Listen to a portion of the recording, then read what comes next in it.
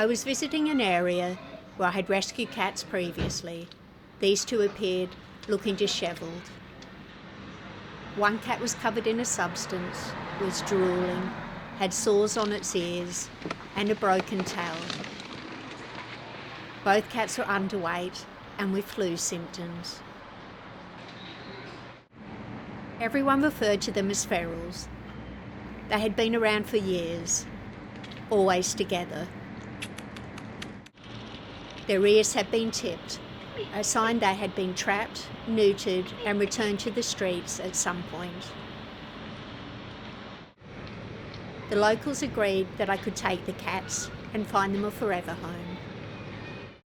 The next day I set the trap and retreated to the car.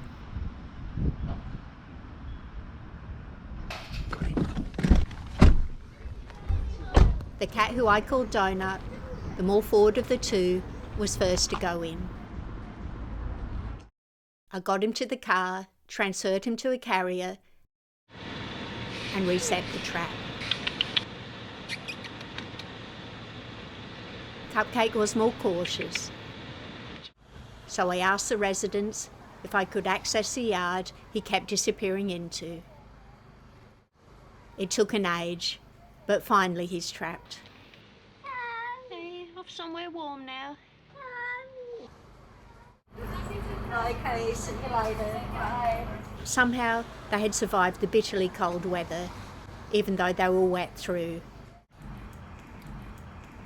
They had been sleeping in a ramshackle shed with only each other's body heat to keep warm.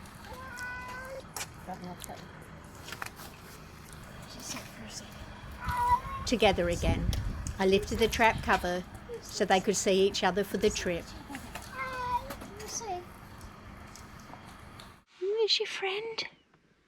Let's see. Can we see? In there. The winter sun dropped quickly as I made my way home. Don't stress. I had lined the floors with lino, as I knew these cats probably wouldn't understand a litter tray. But with a little added soil, they took to it straight away.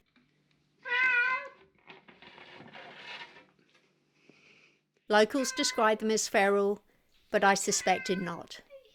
Being from such a busy area, they were used to people, but were never offered shelter or affection. Relax, babies. Born on the streets, they were community cats that no individual took full responsibility for.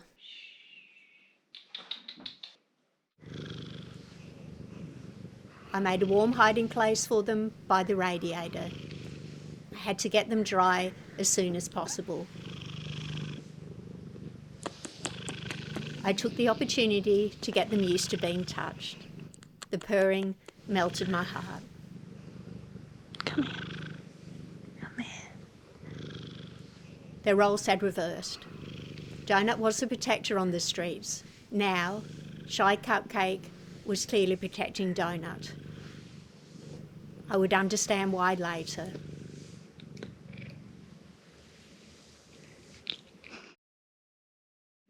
The next day, I was so elated, with this tiny indication of hope.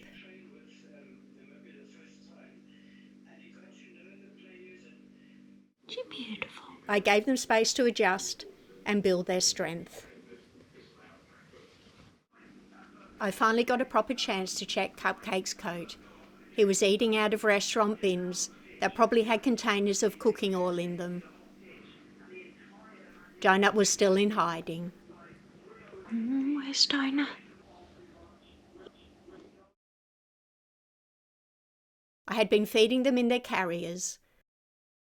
Luckily it worked, and I didn't need to handle them to go to the vets. You two, don't be scared. I'm heading off now. I had them in sight of one another, hoping it would ease their stress. The vet checked them over and was shocked by their condition. Appointments were made for the necessary procedures. We left for home, but little did I know this would be Donut's last day of life. During the night, he passed away with what must have been an underlying illness. As I now reflect, I feel Donut persevered and protected Cupcake to the end. Knowing that Cupcake was now in a safe place, he could pass in peace. Bless you, Donut. It was really tough, but I needed to bathe Cupcake. He had a tumour in his mouth, and I was hoping it was just inflammation caused by grooming his oily, knotted fur. Not cancer. Over a week, it took 3 bars and a couple of sessions removing the mats. He was such a good patient.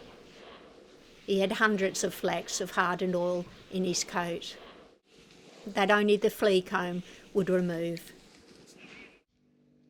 On top of all this, Cupcake was learning how to live life without Donut. There you go. How's that? How's that? Over the coming weeks, he became a proper house cat, but was still stashing his food around the place.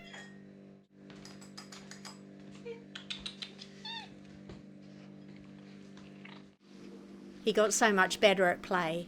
When he first arrived, he brutally treated the toy as prey. He had obviously never played before. Thankfully, the growth in his mouth was benign. His ear tips needed monitoring for skin cancer. He had rotten teeth removed, and the decision was made to leave his broken tail, an old injury that wasn't causing pain. He was finally ready for adoption. The Manchester Evening News gave him page 3, and a couple saw his story. They had had years of experience with rescue cats. Cupcake was finally on his way to his forever home. Nearly there. Nearly at your new home.